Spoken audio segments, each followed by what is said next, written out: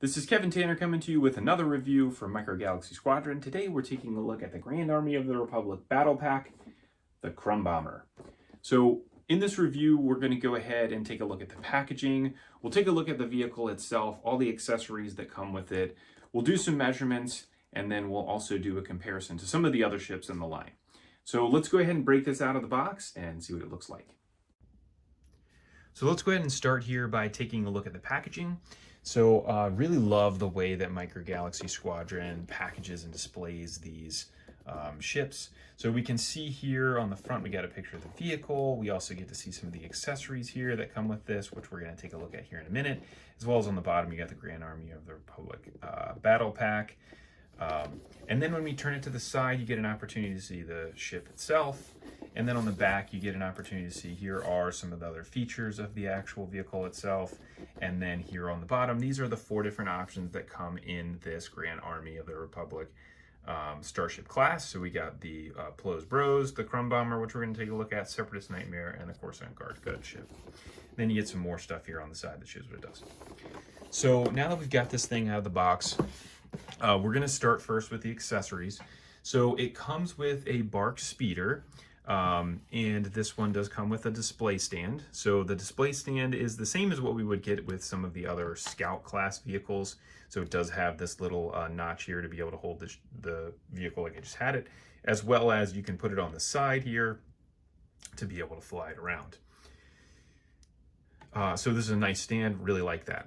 So now if we take a look at the speeder bike itself, so this is the same sculpt as what you're going to get with the Scout class Bark Speeder. There is a slight difference here in the paint application. So I have this one here to show just a comparison. So you can see the paint application slightly different on the back of it, as well as the part that comes down here onto the nose. And then also with the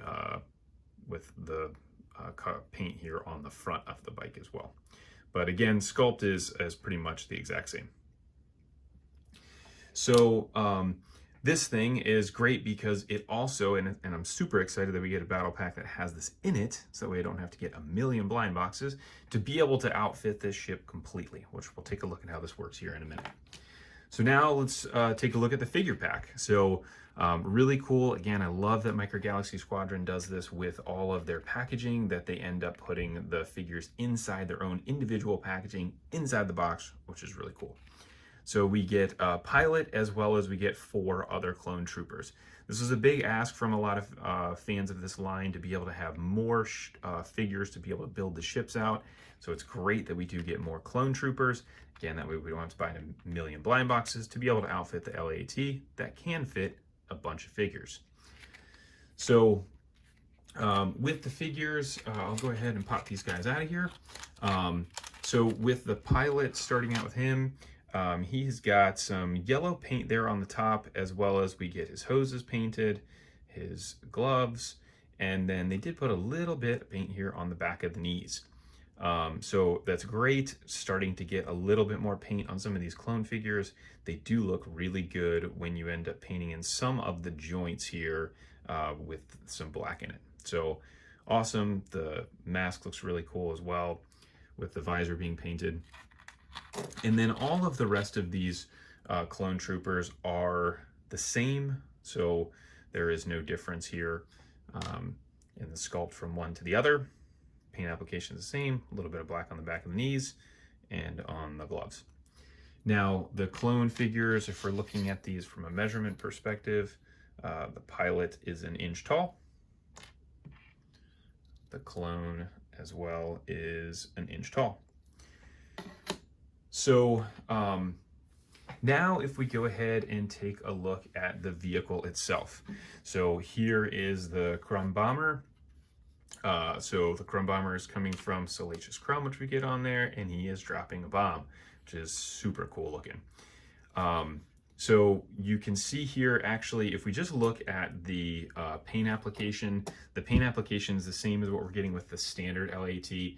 The color is almost identical as well. It might be like a shade more red than the standard release. So here is the standard release.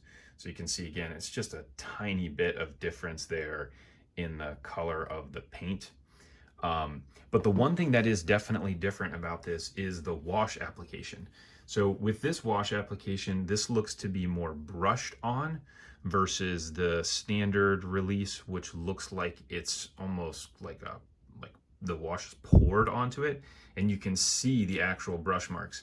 I do really like the brush marks. The one thing that I would say would be really cool is instead of on the wings where we're getting the brush mark going down the wing, if we had it actually going back like that would be really cool, because then it looks like it has some of that, you know, really just the damage or whatever you want to call it, and weathering from it actually flying the way that it should fly. But it looks really good on the side of the ship. I really like that. So starting on the front of this, from an articulation perspective, these ball turrets end up moving quite a bit. You get the cockpit that opens so you can pop a couple figures in there. These ball turrets end up coming back and forward like that. They actually open as well. I just love that, man. I just love this feature. This is so cool, having this ball turret be able to get a figure inside of there, which is really nice. And then you've got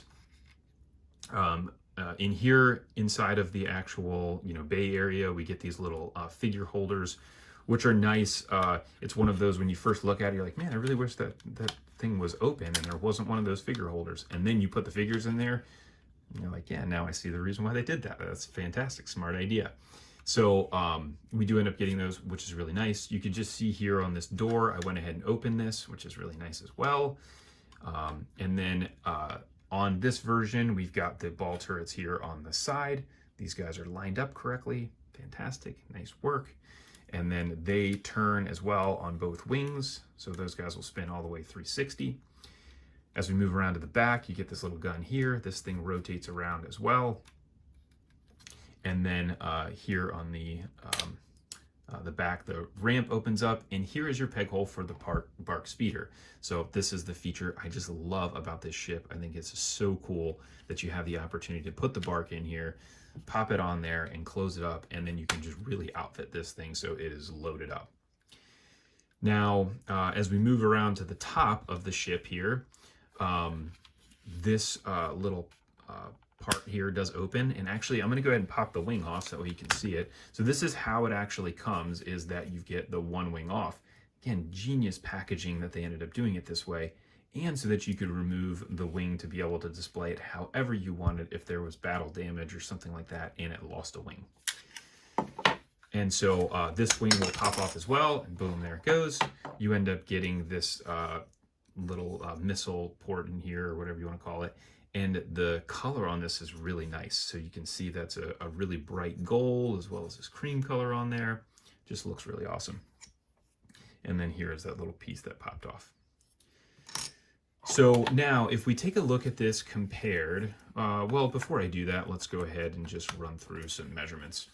So I'll pop the wings back on here.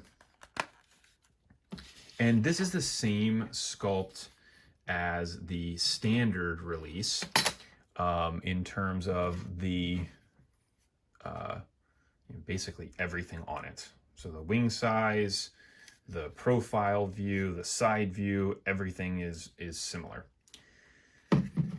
So now if we take a look at it from measurement, so we're going to see the measurements are going to be basically the same. So, you know, from the front of the nose all the way to the back of that gun sticking out there is about 8 inches.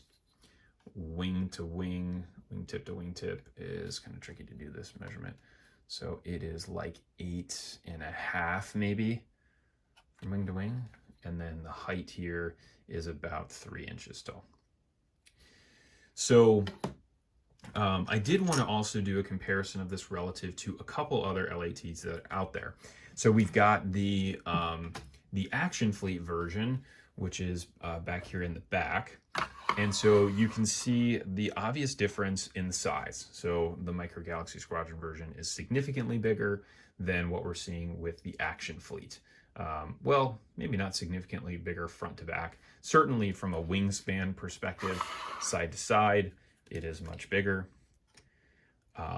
And the Action Fleet version is, again, it's just really well done. I think this is one that Hasbro ended up doing. They did a fantastic job with getting this one out here and making the sculpt look really nice. You just can't really put any figures in it because it's too small. So the other one that I wanted to do is another Crumb bomber, which is actually a Crumb bomber, which is really cool that we ended up getting one, is the Transformers crossover version. So here you can see, again, from a size comparison, so the Micro Galaxy one is much bigger, about an inch bigger from front to back. The wingspan on it is maybe another, again, inch or so bigger. And the if you look at the decal on the nose art here, it's the same, so it looks really good. The difference with the Transformers version, obviously you get all of these panel lines here from the fact that it's actually a Transformer and it's not actually a ship the way it's supposed to be.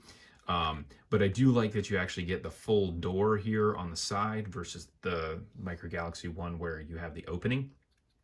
And you get these little bomb kill markers on here, which looks really nice on both sides. And then with this Transformers one, there is actually the ability to open up the cockpit and put a pilot in it. So, you know, the obvious problem with the Transformers one, the thing I just don't like about it as much is that it has all of this stuff and all the joints that are visible for it being able to transform. But for what it's worth, this is still a really cool ship to be able to have this as a Transformer and have a Crumb bomber. And now we have a Micro Galaxy Squadron Crumb bomber, which is super cool. So, good on you, Jazzwares Micro Galaxy team, for being able to present us with this ship and be able to give us a different option in the LAAT. So that really does it here for the review and comparison. If you liked this video, please go ahead and like and subscribe. Feel free to comment below. Make sure that you go ahead and take a look at the description. In the description, there is a link to a Facebook page that I run with some other friends from all over the world. We have tons of great content on there, all about Micro Galaxy Squadron, Action Fleet, and Micro Machine stuff. So thanks for watching, and I will see you all again soon.